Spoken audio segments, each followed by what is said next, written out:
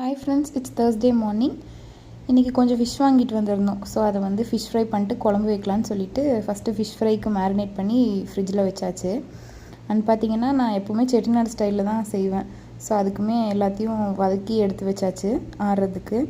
And சைடில் பார்த்திங்கன்னா மாவுமே போட்டு விட்டுருந்தேன். ஸோ எல்லாம் ஆடி முடிச்சிருச்சு. ஸோ அதையுமே எல்லாத்தையும் எடுத்துகிட்டு கலக்கி புளிக்கிறதுக்கு வச்சாச்சு.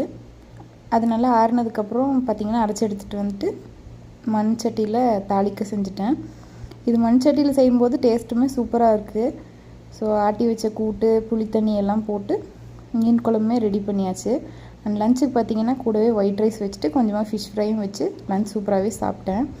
அண்ட் ஈவினிங் போல் பார்த்திங்கன்னா மாவு புளிச்சு வந்துருந்துச்சு. இப்போல்லாம் 5 to 6 ஹவர்ஸ்லேயே சூப்பராக புளிச்சிருது. ஸோ மீன் குழம்பு வச்சுட்டு இட்லி செய்யாமையான்னு சொல்லிட்டு இட்லியுமே ரெடி பண்ணிட்டேன். ஸோ இட்லி வச்சு சூப்பராக மீன் குழம்போட டின்னருமே முடிச்சாச்சு. நாளைக்கு ஒரு ஷார்ட்ஸில் பார்க்கலாம். பாய்.